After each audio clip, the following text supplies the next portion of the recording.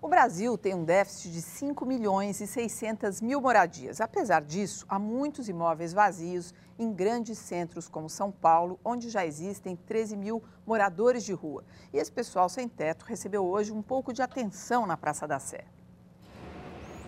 Na Praça da Sé, as pessoas em situação de rua tiveram um dia especial.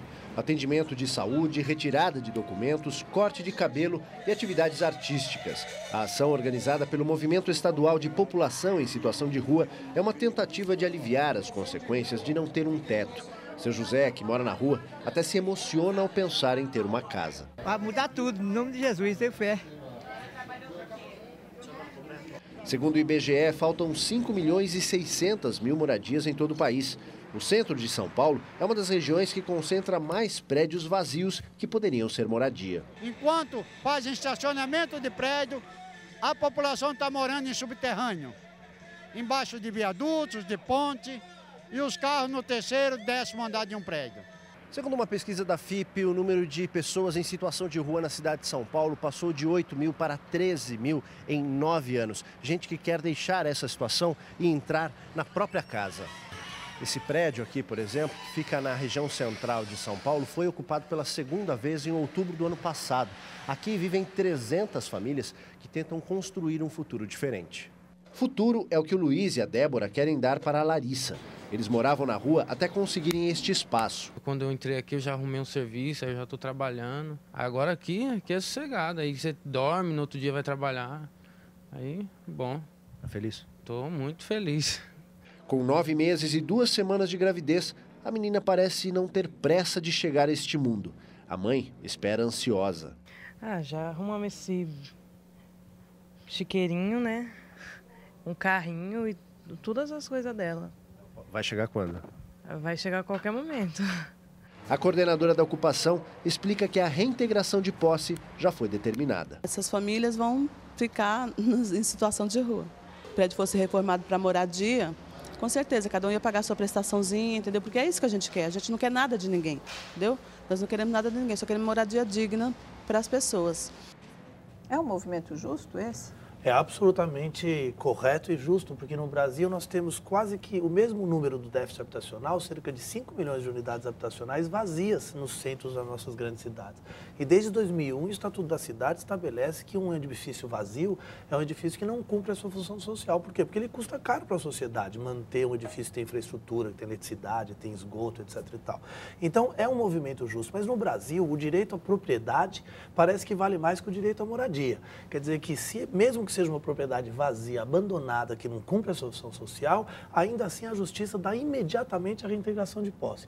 É interessante, por exemplo, na Inglaterra, a coisa é muito diferente. Para dar um exemplo lá, ou na Europa em geral, quem ocupa prédio, o juiz vai falar, mas por que esse prédio estava vazio? E só depois de ter uma boa resposta sobre isso é que ele vai decidir se ele vai retirar as pessoas que estão nessa situação que a gente vê, gente trabalhadora, que está querendo apenas um lugar para se estabilizar. Mas tem algum exemplo? Tem um exemplo engraçado na Inglaterra de um grupo de brasileiros que ocupou uma casa lá e eles começaram a dar curso de samba, curso de feijoada, fazer capoeira e tal. E quando o juiz foi analisar o caso, falou que eles estavam prestando um serviço para a comunidade local e deu a propriedade da casa para esse grupo de brasileiros. A feijoada era boa, né? E a feijoada devia ser boa, exatamente. Então isso mostra muito qual é a prioridade que no Brasil se dá ao mais pobre e à propriedade. E isso precisa mudar.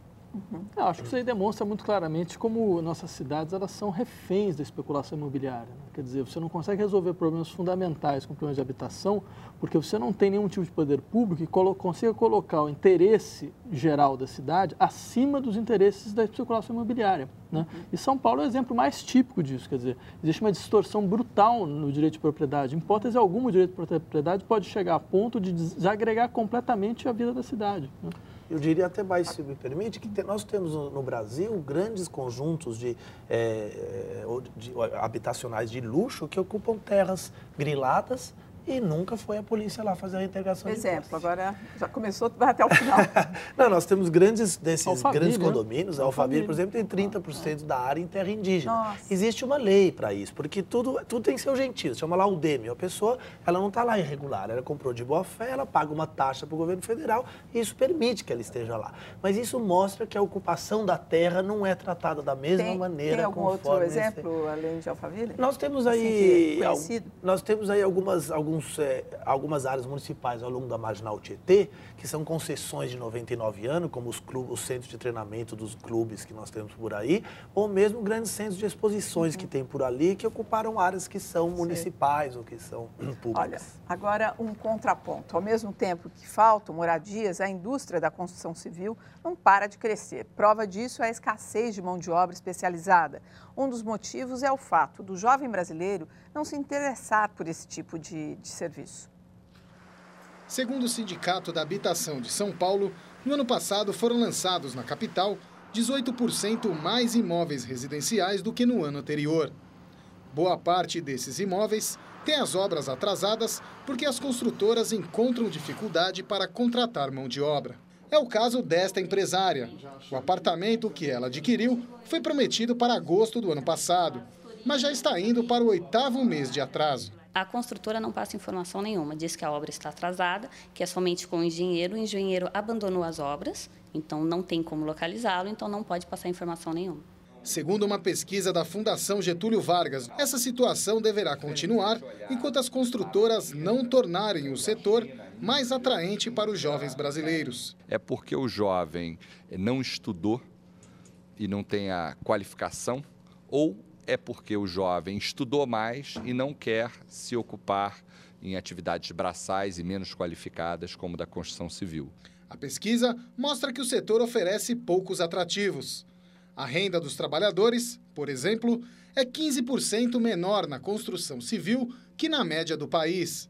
Além disso, com relação à qualificação profissional e cursos técnicos, a construção civil ocupa o 14º lugar entre 16 setores da economia. O nosso diagnóstico é mais no sentido de que o jovem não está querendo trabalhar na construção civil, logo a construção civil vai ter que pagar mais esse jovem, qualificar melhor, atraí-lo, ter mais direitos trabalhistas, e é isso que a gente está observando no Brasil. Mesmo sem essas mudanças, a facilidade de conseguir emprego está atraindo para a construção civil trabalhadores de outras áreas. Fábio era garçom e resolveu trocar de profissão. Entrou num curso profissional de edificações e quando se formou no fim do ano passado, já estava empregado. É um mercado que está em aquecimento, né? A Copa do Mundo, as Olimpíadas e tal, então tem campo de trabalho. Você vê outros motivos para essa escassez de mão de obra, João? Olha, na verdade, não é de se espantar. Nós temos no Brasil atualmente um momento de crescimento da oferta de emprego em geral.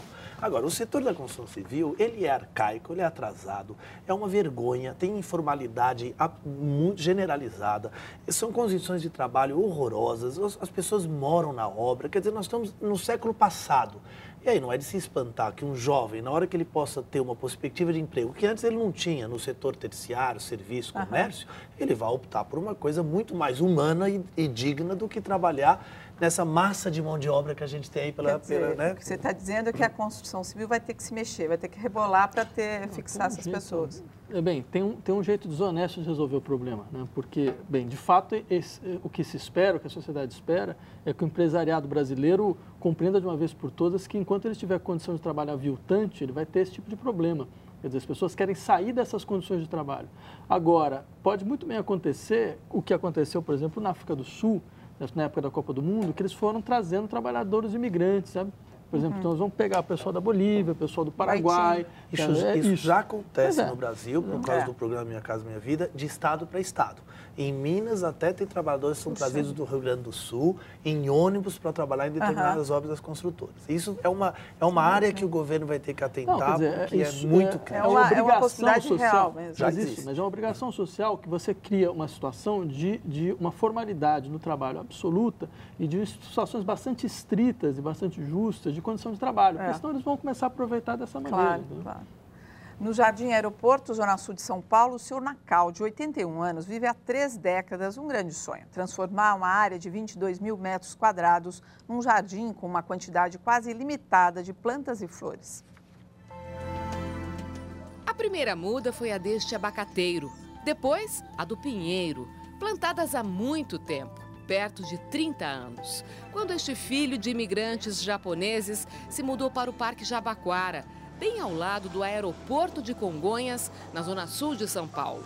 Seu Nacal teve o cuidado de utilizar técnicas agrícolas para reduzir a velocidade da água e evitar deslizamentos em época de chuva. Tipo curva de nível, não é curva de nível, bem nível. Só para não carregar terra. Aos 81 anos, seu Nacal não tem ideia de quantas mudas plantou, mas foram muitas. De árvores frutíferas, plantas ornamentais, medicinais, flores das mais diversas. Na hora de adubar a terra, ele tem uma mãozinha da natureza. Eu monto todo esse galho, folha, galho podre. Folha seca. Aí vira tudo adubo. Quer dizer, adubo orgânico? É, orgânico mesmo. Melhor do que o adubo químico. Do lado de fora do canteiro, a mulher do seu Nacal, companheira de mais de 50 anos, só observa. Afinal, Dona Mieco já se rendeu à dedicação deste plantador solitário.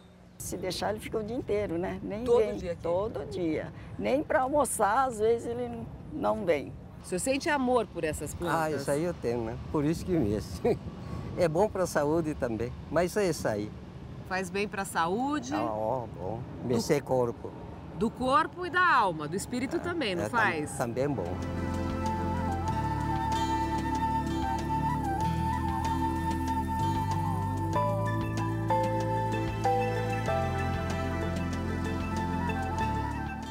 A inauguração de Brasília completa hoje 51 anos. A criação da capital brasileira está no arquivo especial.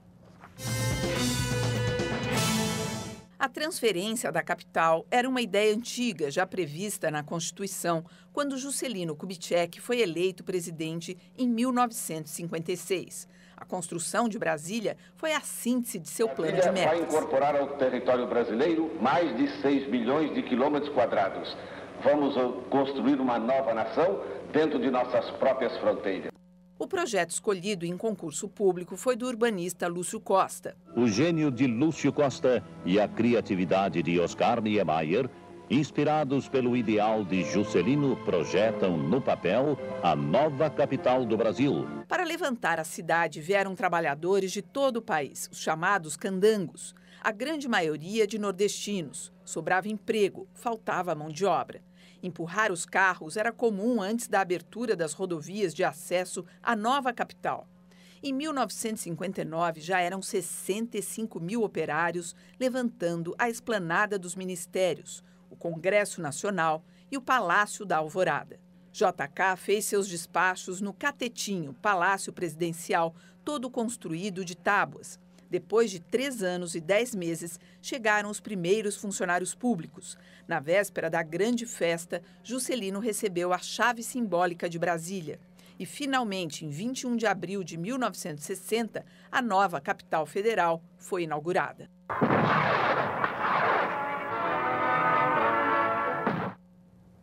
Esses trabalhadores todos aí que a gente viu nessas imagens preciosas, eles ficaram morando em Brasília, nos arredores? Como é que foi? Eles não se fixaram lá, voltaram para os seus estados de origem? Então, teve um processo onde alguns deles começaram morando dentro do plano piloto, que é o avião, né? Uhum. E aos poucos eles foram vendendo as casas, né? E indo para outros lugares. Quer dizer, no início era muito engraçado, no início tinha aquela famosa história, por exemplo, o chofer e o deputado moravam mais ou menos no mesmo prédio. Sei. Né? Só que aconteceu, o chofer vendeu o apartamento para ir para um lugar mais barato. Né? Quer dizer, isso é um plano urbano que faltou, pensando nessas condições diferentes? Eu acho que provavelmente não eram a maioria, né? Quer dizer, tinha ali umas quadras reservadas para a população de mais baixa renda, mas ainda assim as cidades satélites surgiram junto com Brasília e numa população enorme, que era justamente dos candangos, que aliás morreram aos montes nessas obras, uma obra muito violenta do ponto de vista, né? Desse ponto de vista. O modelo urbano de Brasília, importado do modernismo, não resolveu a dicotomia grave da cidade brasileira, que é de criar cidades excludentes dos ricos e dos pobres. Embora Brasília tenha tido, talvez, algum momento um pouco mais democratizante, a especulação imobiliária, o valor da terra, enfim, foi excluindo as pessoas. E hoje em dia, Brasília, como qualquer outra cidade brasileira, é uma cidade dividida entre as periferias muito pobres. Você acha que isso é um problema do modelo urbano ou que era um problema da sociedade que distorcia o modelo urbano? O modelo urbano brasileiro é um reflexo da nossa sociedade. A nossa sociedade é uma sociedade excludente, é uma sociedade que cria um apartheid permanente e é uma sociedade de muita concentração de renda. A cidade é o reflexo espacial e territorial quando desse o motorista modelo. deixa o mesmo prédio, porque ele não conseguiu segurar. Ele não ganhava como o patrão dele. A valorização imobiliária vai afastando e as condições de vida que são oferecidas aos mais pobres são absolutamente indignantes. Agora, então, por que se fala tão mal de Brasília? Que é uma cidade que é para carros, que não é um lugar para as pessoas andarem. Você que morou lá, Vladimir? Não, eu nunca entendi, para mim é uma grande incógnita também, porque boa parte das coisas que se falam mal são coisas irreais, né? Quer dizer, mas materialmente irreais. Por exemplo, isso que você acabou de levantar é totalmente irreal. É uma das cidades mais fáceis para você andar, né? As distâncias elas não são longas, as distâncias são bastante pequenas. Agora, eu acho o seguinte, existem 3 coisas interessantes no caso Brasília. Quer dizer, primeiro, o projeto de interiorização do desenvolvimento ele foi efetivo, né? Quer dizer, isso que você viu, quer dizer, é um país que tem 6 milhões de quilômetros quadrados totalmente inabitados. Bem, isso era uma realidade, isso se modificou muito graças a esse processo de interiorização da qual Brasília foi um elemento central, né? Segundo, você tem uma questão muito interessante que deve ser a capital do mundo que é patrimônio da humanidade. Ou seja, você tem uma experiência urbana, um novo modo de ocupação de espaço que é extremamente interessante em vários aspectos. Quer dizer, deve ser uma das cidades onde você tem menos grades do Brasil, ou seja, a dicotomia entre espaço público... Não, em geral. A dicotomia entre espaço público e espaço privado não tem tanta força quanto em outros lugares, né? Quer dizer, você tem... Claro que você teve processos de distorções, quer dizer, acho importante lembrar que Brasília ela foi pensada numa sociedade que ia ser uma sociedade que tinha uma experiência democrática que estava em marcha e virou a capital de uma ditadura durante 20 anos, né? Então, ou seja, acho que todas essas coisas distorceram muito a cidade, né? A seguir, as comemorações da Semana Santa, a cidade de Goiás é iluminada pelas tochas na tradicional procissão do Fogaréu.